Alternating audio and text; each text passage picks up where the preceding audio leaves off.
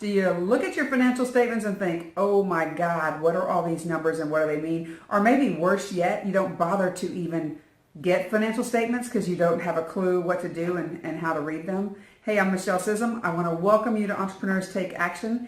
And today we're going to talk about a few things that you could be learning about your company from your financial statements. Now, I want to say that if you're not having financial statements created, balance sheet, income statement, cash flow statement, first problem you've got to fix. Seriously, you're not running a business if you are not looking at your financial statements, plain and simple. Second thing, if you're having financial statements created, right, you've got a bookkeeper, you've got an accountant, a CPA, someone is giving you monthly access to financial statements and you don't understand the numbers, go ask them to explain it to you. It's okay. Most entrepreneurs don't have a clue about the numbers, right? You didn't go to school probably to get an accounting degree like I did. So it's okay to ask for help. I want to just say, go ask for help. So what are a couple of things that your financial statements can tell you about your business? How about, are you making money? You know, a lot of times when we're in business, it feels like we're not making any money. Every dime that comes in the door goes out the door. There's no savings, whatever that looks like. Everything is being spent. But seriously, are you making money? I had a client the other day that I was working with, and we've been working for months to get her financial statements up to a point where we could actually start looking at them on a monthly basis. And so she brought me a year-end financial statement, balance sheet and income statement. And the first thing I looked at, and I said, you know, did you realize that you made money this year? And she said, no, it doesn't feel like I made any money. But when we analyzed the financial statements, the facts were that she had spent over $50,000 that year on education for training for her and her staff, right? That's not money that she's got to re-spend. It was an investment, a reinvestment in her business. If she had chosen not to invest that in the business, she wouldn't have had that money in her pocket.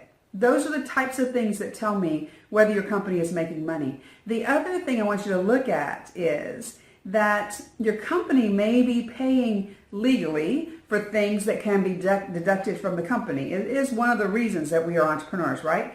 So if you use your car or whatever that looks like, whatever you're deducting, right? What is your business paying that if you close the doors, you would still have to have and still be paying? I want you to look at what ways are money going out like that on your financial statements, right? So there's lots of things for you to look at to see if you are making money. And I want you to know, I can't tell you how many times I will force a client to actually get their financials caught up and look at them, and then they call me back and they're like, oh my goodness, I really didn't know, number one, how much I was selling, and number two, that I was actually making money.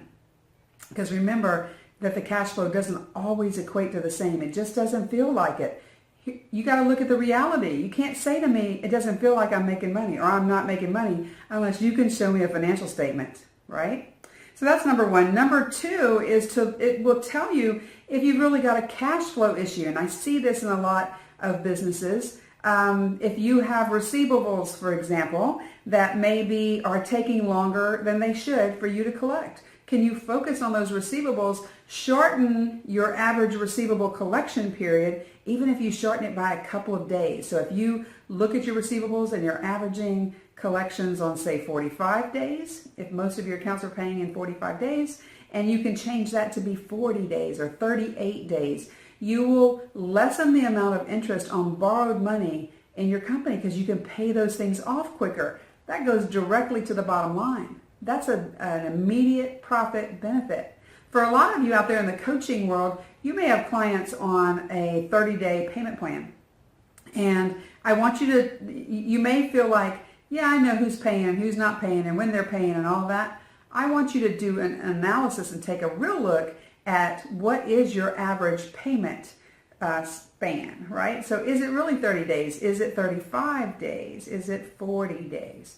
And how do you shorten that? And the other thing would be to look at, do you need to get some quick cash flow in? So maybe you cut some of these people a deal to pay you sooner, okay, on a shorter time frame. All right, and then the third thing that I want you to look at is your gross profit. And your gross profit tells you in your business if you are if you're pricing your products and services correctly, okay? Gross profit is your revenue less the amount that it costs you to produce or deliver your products and services. Okay, so what are those expenses in your business that contribute directly to the creation and delivery of your products and services? You look at your business and you think, okay, so I'm selling a coaching package that is selling for $1,000 a month, and the cost for me to deliver that coaching package is $400 a month. So I've got a 60% gross profit.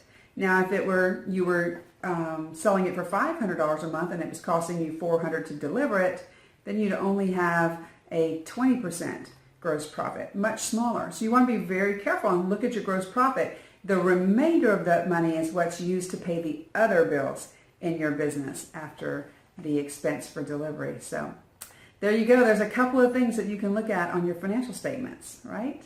Get them done. If you don't have a financial statement, be sure you go get a bookkeeper hired and get that process started immediately, because you're not building a real business if you're not looking at your financial statements. All right, this is Michele Scism saying be decisive. Talk to you soon. Bye-bye.